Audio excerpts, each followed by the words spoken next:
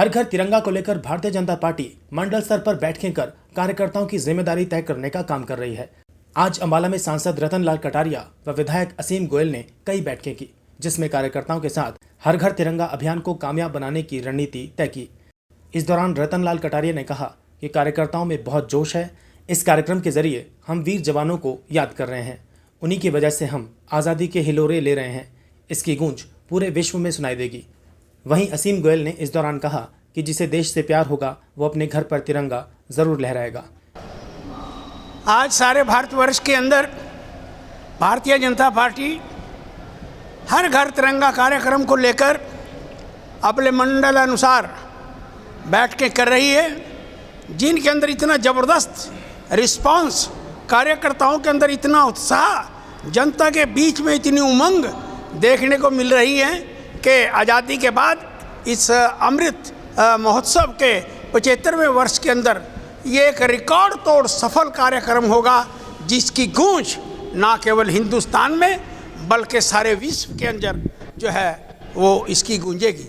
ये जो कार्यक्रम जिसके अंतर्गत आज हम आए हैं, घर घर तिरंगा कार्यक्रम, ये भी उन्हीं की इस देश को देन है। और आज इस कार्यक्रम के माध्यम से हम देश के उन वीर सपूतों को याद करेंगे जिन्होंने इस देश के लिए अपने बलिदान दिए हैं। और आज हम जो आज़ादी के हिलोरे ले रहे हैं वो केवल मात्र उन्हीं के बलिदानों के परिणाम स्वरूप आज हम आज़ादी के हिलोरे ले रहे हैं। आज सारे देश के अंदर उनको याद करने का ये कार्यक्रम है। हर घर तिरंगा हमारे जनप्रिय प्रधानमंत्री आदरणीय नरेंद्र मोदी जी ने एक ऐसी मुहिम सरकार के नाते शुरू की जिसके अंदर संगठन भी जुड़ेगा और हर देशवासी जो भारत को प्यार करता है वो इस मुहिम के अंदर जुड़ेगा। और आज हमने जिस प्रकार से मंडलों की ये चौथी बैठक है, 4 मंडल हैं, जिस प्रकार का उत्साह कार्यकर्ताओं के अंदर है, आम जन के बीच है, निश्चित रूप से जो 75वीं सालगिरह है अमृत महोत्सव के नाते प्रत्येक भारतवासी बेताब है अपने घरों के ऊपर उस तिरंगे को लहराने के लिए। हम सबके मन के अंदर एक तिरंगा है, हम सबके मन के अंदर एक भारत बसता है। उसको सैल्यूट करने का 15 अगस्त का ये बड़ा स्वर्णिम पावन अवसर है और इसको प्रत्येक भारतवासी मनाएगा। इस दौरान सांसद रतन लाल कटारिया व विधायक असीम गोयल ने कांग्रेस द्वारा प्रदर्शन करने व मोदी से न डरने के सवाल पर कांग्रेस को जमकर आड़े हाथों लिया। कटारिया ने कहा कि किसने कहा कि डरो, लेकिन भ्रष्टाचार और लूट से तो डरो। कांग्रेसी काले कपड़े पहनकर आए, लेकिन इनका कोयले की दलाली में पहले ही मुंह काला है। इस दौरान विधायक असीम गोयल ने कहा कि राहुल गांधी ने अपनी सरकार के समय में प्रधानमंत्री के हाथ से कागज फाड़ दिया था। उस वक्त ईडी और सीबीआई कांग्रेस के तोते थे। आज निष्पक्ष कार्रवाई हो रही है। इन्होंने चोरी नहीं की तो ये डरे नहीं। इस दौरान विधायक असीम गोयल ने कांग्रेस पर तिरंगे का रंग चुराने का आरोप भी लगाए। देखिए कौन कहता है डरो, लेकिन भ्रष्टाचार से तो डरो, लूट से तो डरो। परसों चौथा कल पार्लियामेंट में बहस थी, मैंने भी बोलना था, लेकिन प्राइवेट मेंबर बिल आ गया।